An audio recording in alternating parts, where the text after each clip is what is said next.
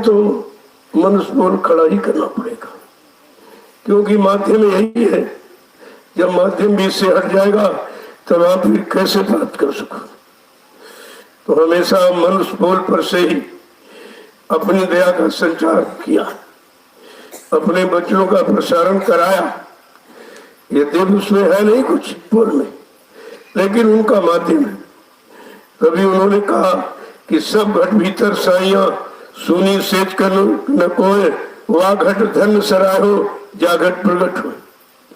कहा सब घट में मालिक का अंश जीवात्मा है, लेकिन वो घट खास है जिस घट से उनका संदेश प्रसारण होता है।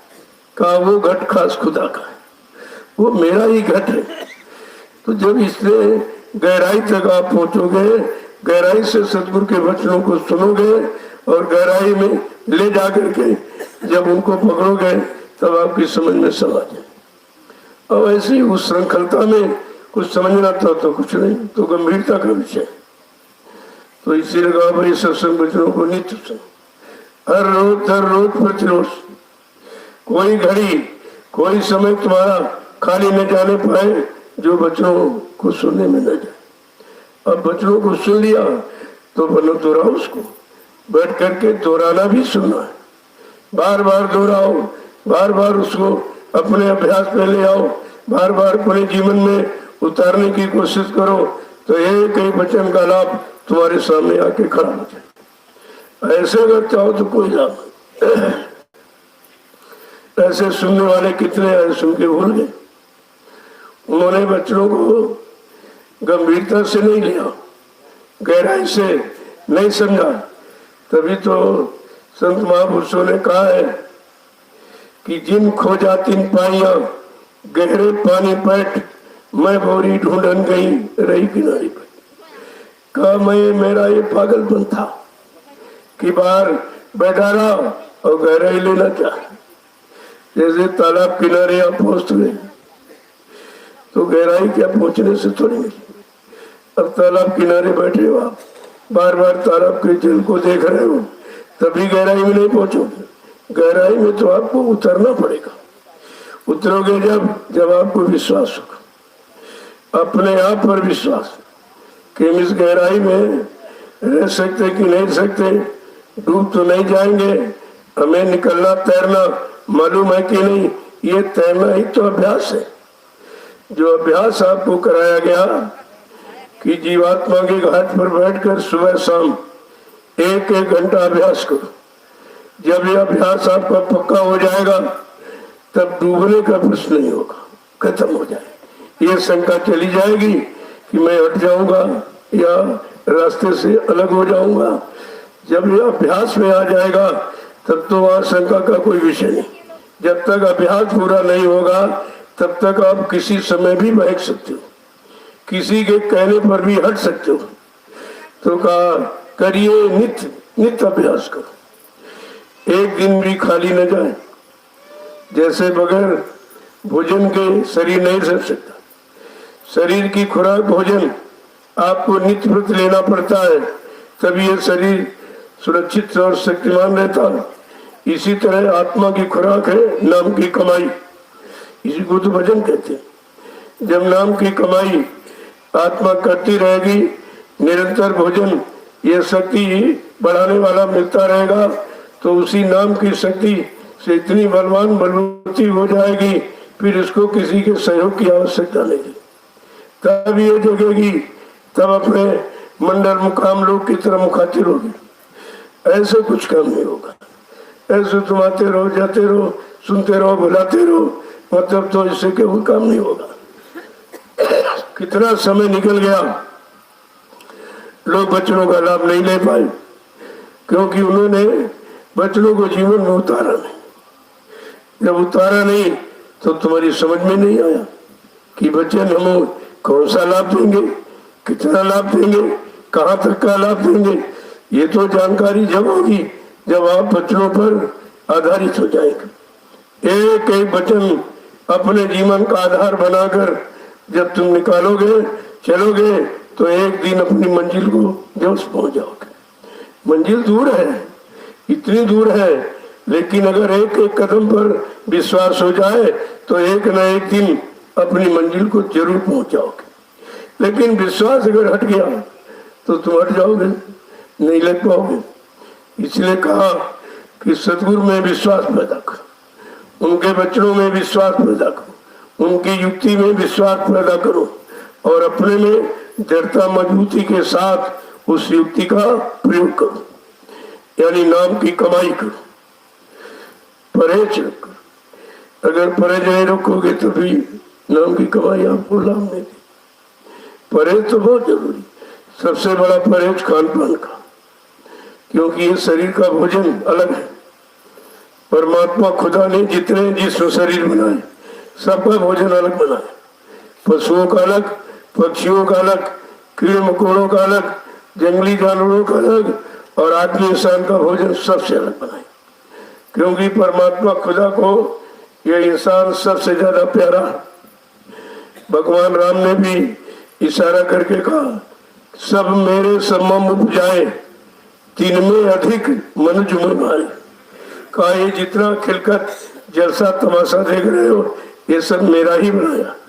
जितने जीव धरती पर कहा ये सब मेरे ही बनाए हैं, लेकिन इन 4,84 लाख योनियों जिसम शरीरों में मनुष्य हमको बहुत प्यारा है। क्यों प्यारा है? कि इसमें जब जीवात्मा आएगी तो जीवात्मा को परमात्मा से मिलने का अधिकार है और किसी शरीर में अधिकार। सब में जब जीवात्मा है, लेकिन कोई शरीर एक तत्व का, कोई 2 तत्व का, कोई 3 तत्व का, कोई 4 तत्व का। लेकिन मानो शरीर पंचभौतिक 5 तत्व से परिपूर्ण, क्षितिजल पावक गगन समीरा पंच तत्व रचित शरीरा, जल पृथ्वी अग्नि वायु आकाश 5 मसालों को मिलाकर विचित्र कारीगरी से परमात्मा खुदा ने इस जिस्म शरीर को अपने हाथ से बनाया। ये परमात्मा खुदा का बनाया और ईंट पत्थर वाला इंसान का बनाया। अब आप यही नहीं निर्णय ले पाए हो कि भगवान खुदा अपने बनाए वाले मकान मंदिर मस्जिद में रहेगा कि तुम्हारे बनेंगे जो तुमने ईंट पत्थर का बनाया। क्योंकि ये सामान जड़ है, ईंट और पत्थर जो भी मसाला मिला के आपने बताया ये जड़ है और ये पंचभौतिक 5 मसालों का चेतन है। और चेतन मालिक ने इसको बनाया और अपनी चेतन मूर्ति जीवात्मा और रूह को इसमें बैठा दिया। तो उसी चेतन रूह जीवात्मा के कारण ये चलता फिरता उठता बैठता खाता पीता काम करता नजर आ रहा। अगर ये ऊर्जा शक्ति जो जीवात्मा का रूप अगर परमात्मा खुदा इसको अगर हटा ले तो ये जिस्म शरीर मुर्दा हो जाए, 1 मिनट में मुर्दा हो जाए। इसका मतलब ये मुर्दा ही है, केवल चेतन जीवात्मा के कारण जिंदा है। अभी तक इसको लोग ज्ञानी ध्यानी वैज्ञानिक इसको नहीं समझते कि ये चेतन का रूप किस कारण है, किस कारण ये चलता फिरता है कि जब जीवात्मा निकल जाती तो ये मुर्दा हो जाता। इसका मतलब ये मुर्दा ही है, केवल चेतन जीवात्मा के कारण ये चलता फिरता नजर आ रहा। इतनी बात भी लोगों ने नहीं समझ पाई कि चेतन शक्ति चेतन ऊर्जा कौन सी ताकत है जो शरीर को जिंदा रखे और वो ताकत निकल जाने के बाद जिसमें खत्म हो जाता। फिर इसको कोई रखना नहीं चाहता, कोई इसे प्रेम प्यार मोहब्बत नहीं करता, सबको नफरत हो जाती।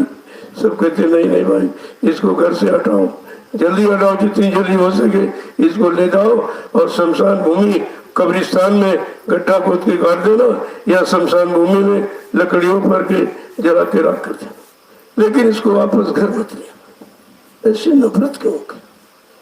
अभी तक लगाव था कि हमारा पति हमारी पत्नी है, हमारा बेटा हमारा भाई है, अब ये सब रिश्ता कहाँ चला गया? ये लगाव क्यों खत्म? इतना प्रेम 1 मिनट में खत्म कैसे हो गया? कहा वो प्रेम जीवात्मा के से था। आप यही नहीं समझ पाए कि हमारा प्रेम, हमारा लगाव, हमारी मोहब्बत, हमारा रिश्ता जीवात्मा से था कि जिस्म शरीर से था। इतनी भी बात लोगों की समझ में नहीं आई।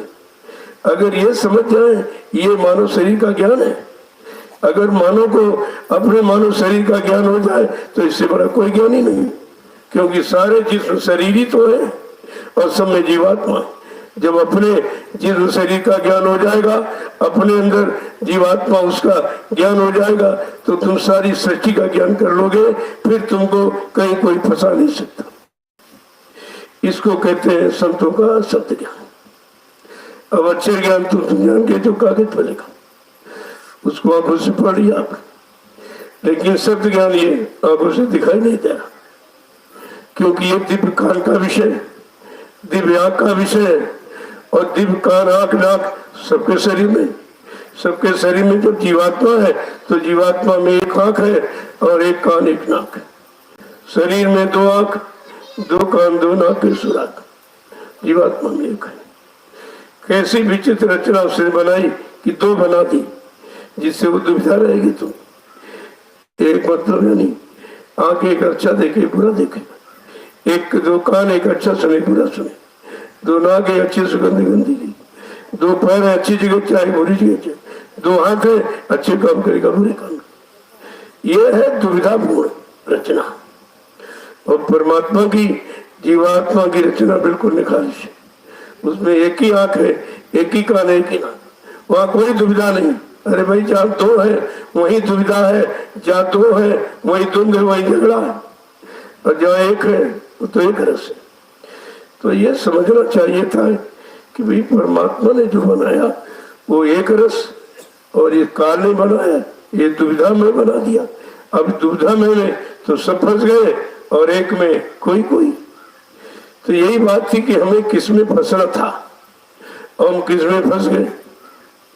तो जब सत्संग बच्चों को सुनोगे, सत्संग में आओगे और चौकसी के साथ, ये नहीं बैठ गए हाँ मन कहीं चला गया, देख कहीं रहे और सुन कहीं रहे, तो एकदम लगन के साथ एक एक वचन पर जब दृष्टि जमाए रखोगे, कानों को लगाए रखोगे, मन बुद्धि चित्त को वहीं पर केंद्रित करते रहोगे, तब तुमको बच्चों की पहचान होगी, जानकारी होगी। इसके पहले नहीं जानकारी, ये तो कोई न कर रहा है, तो बार बार घूम रहे चौकड़ी मार, तभी तो बेचारे हकीकत से दूर खड़े, जब कुछ दिखाई नहीं दिया तो निंदा आलोचना बुराई में फंस गए, क्योंकि वो चीज दिव्य दृष्टि की।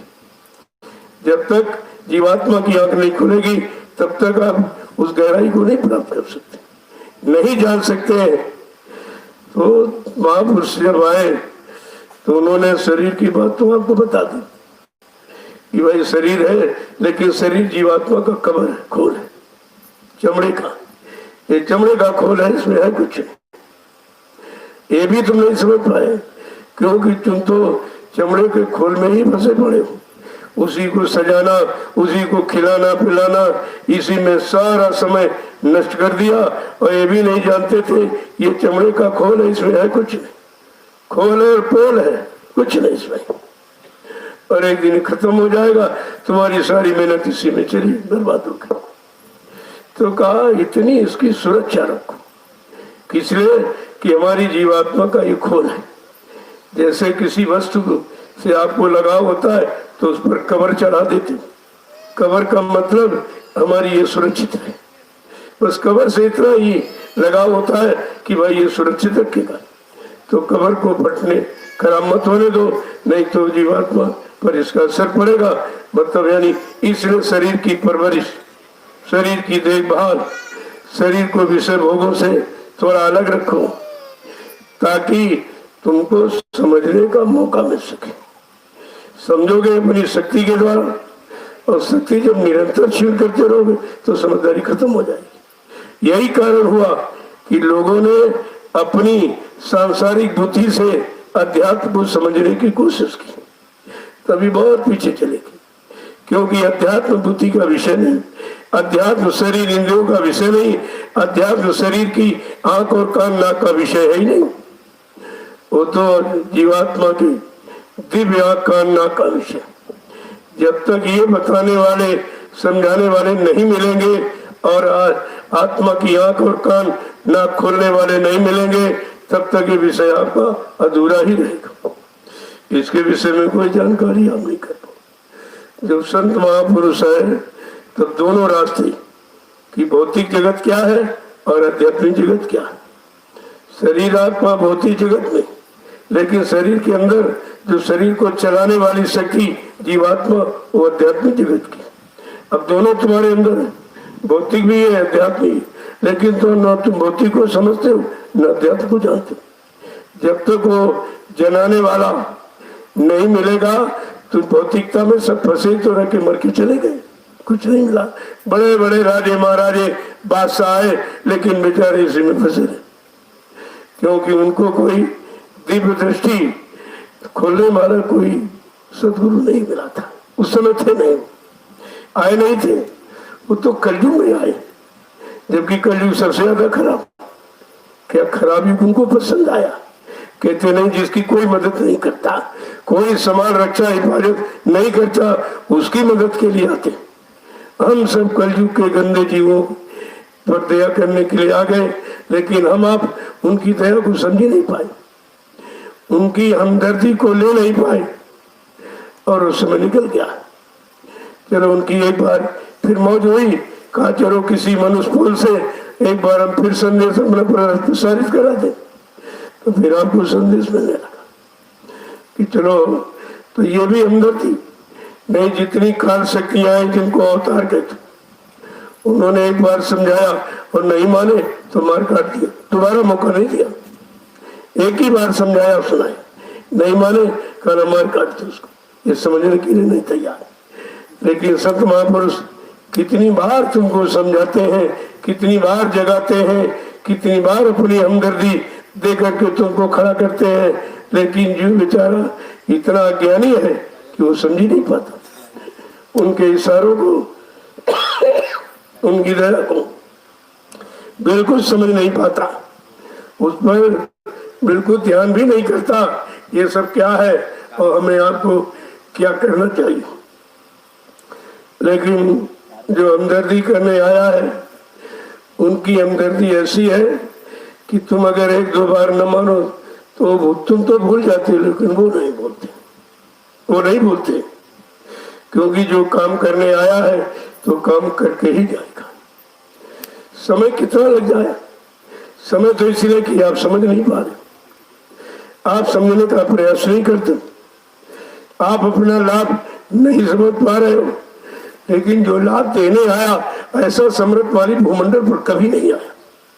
ये लोग लाभ समझ ही नहीं रहे, लोग युक्ति समझ नहीं रहे, निरंतर शंका संदेह भूल भ्रम में पड़े, निंदा आलोचना बुराई में पड़े हैं, लेकिन फिर भी वो बराबर अपना वो दया करते ही रहते।